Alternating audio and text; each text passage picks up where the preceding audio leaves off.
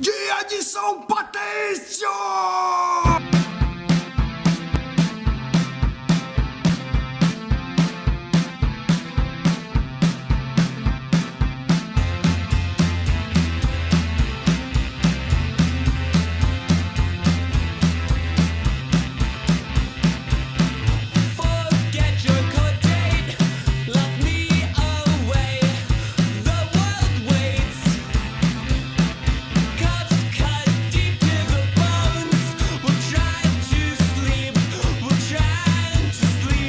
E nessa semana a gente passou aí pelo dia 17 de março, dia de São Patrício, dia celebrado aí nos países de língua inglesa e que nos últimos tempos aí, devido ao comércio e ao mundo do lazer, essa festa tem se espalhado pelo mundo, inclusive aqui no Brasil tem se tornado bastante popular. Então hoje a gente vai falar um pouquinho aí sobre quem é esse cara, São Patrício, e qual a importância dele para a identidade irlandesa.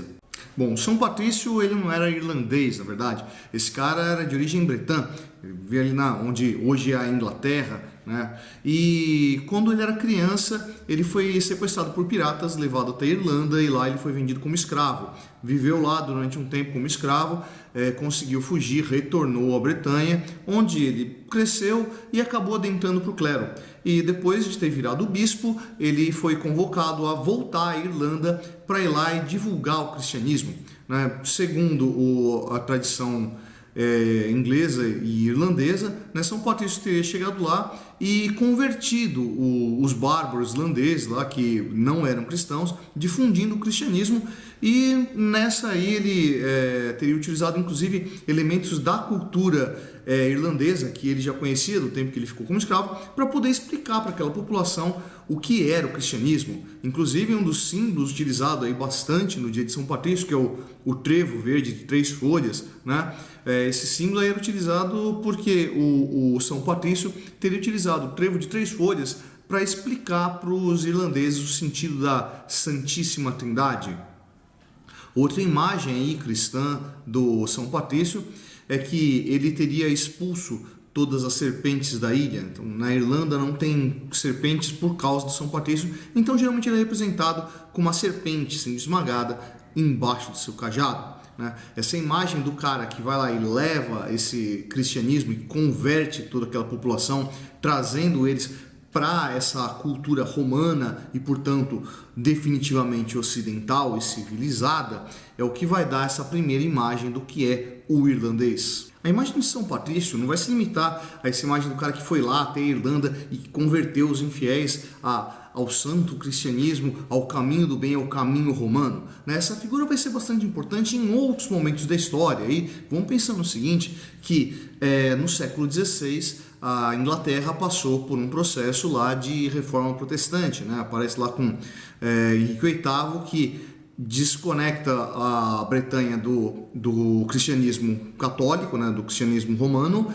e cria a Igreja Anglicana. Bom, os irlandeses nunca foram muito satisfeitos de fazer parte de um reino unificado, né? A história da Irlanda é uma história sempre de uma busca de independência desse domínio bretão centralizado na Inglaterra.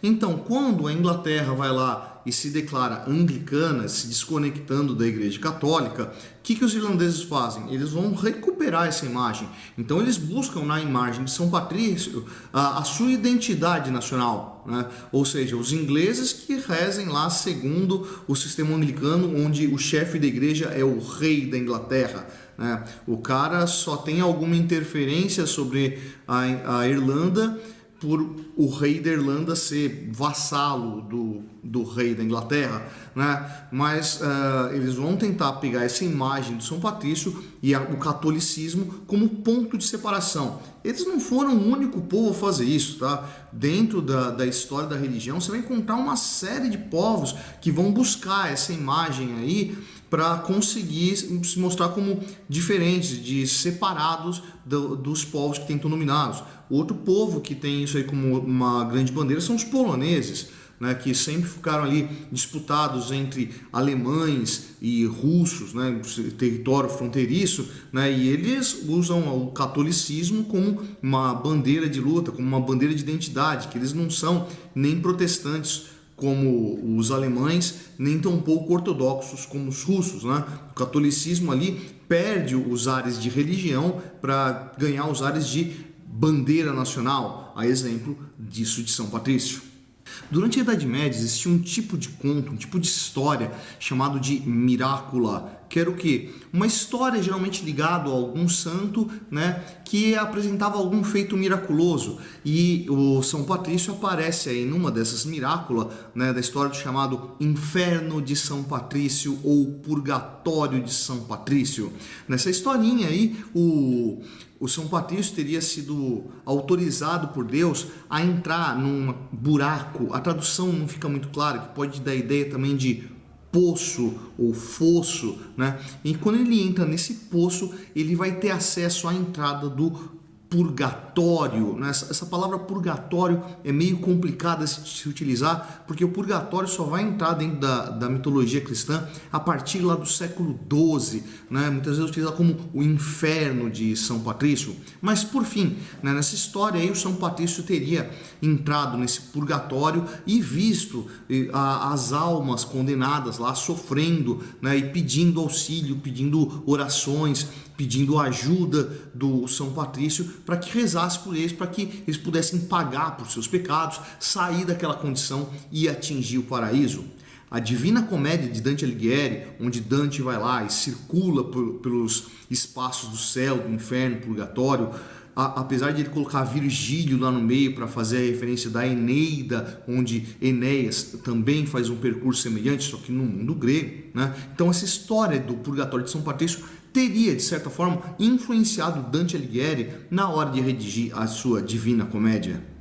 Vale a pena lembrar que esse separatismo da Irlanda, da Grã-Bretanha, foi marcado aí durante boa parte do final do século XX pela ação do IRA, né, o Irish Republic Army, né, o Exército Republicano Irlandês, que por diversas vezes ali fez ações terroristas contra a Inglaterra, tentando buscar sempre uma autonomia da Irlanda e de uma Irlanda unificada, a Irlanda do Norte e a própria Irlanda. No século XVII, essa identidade irlandesa vai reaparecer na figura de São Patrício, quando, a partir das guerras de religião que vão ficar rolando lá, né, na região da Bretanha, vai levar um bando de irlandês a fugir da Bretanha, atravessar o Atlântico e ir lá para as colônias inglesas na América, onde hoje lá está os Estados Unidos. Bom, esses grupos que vão sair da Irlanda em direção aos Estados Unidos não vão ser o grupo melhor recebido por lá, porque naquela região já tinha migrado uma série de puritanos e quakers que também tinham sido perseguidos ali pelo anglicanismo, né? Mas quando chegam os irlandeses católicos, esses caras também não vão ser muito bem aceitos e vão começar a fundar ali comunidades separadas de irlandeses e que, para garantir essa sua identidade regional, vão retomar de novo a imagem de São Patrício, o que vai tornar inclusive essa festa tão popular dentro dos Estados Unidos. Como o São Patrício era, portanto, um símbolo de identidade nacional para os irlandeses, obviamente uma série de outros símbolos vão ser agregados ao São Patrício, ultrapassando aquela imagem do bispo com cajado esmagando cabeça de serpente, para criar essa relação com a identidade irlandesa.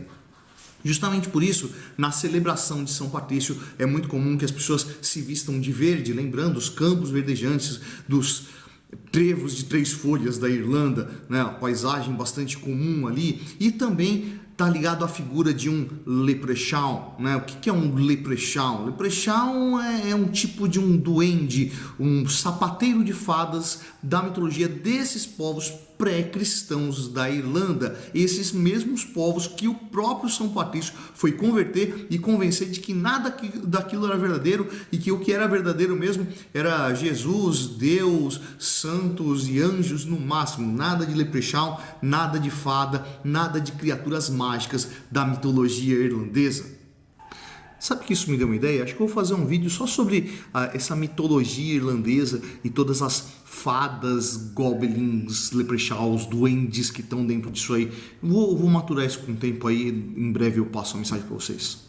E é justamente por essas razões aí que São Patrício, muito além de um simples santo para os católicos, passa a ser um grande brasão da identidade irlandesa, desse espírito nacional que vai servir para relembrar quem é esse povo, separando aí de todos aqueles povos que tentaram dominar, tentaram controlar, tentaram ter o controle de todo esse povo. E aí, aprendeu mais essa? Curtiu o áudio de hoje? Se curtiu, vai lá embaixo, dá um curtir. Não curtiu, vai lá embaixo, dá um descurtir. Diz porque gostou, diz porque não gostou. Essa foi o Projeto Suetônio. Eu sou o professor Fábio e você, meu amigo, você deveria estar estudando.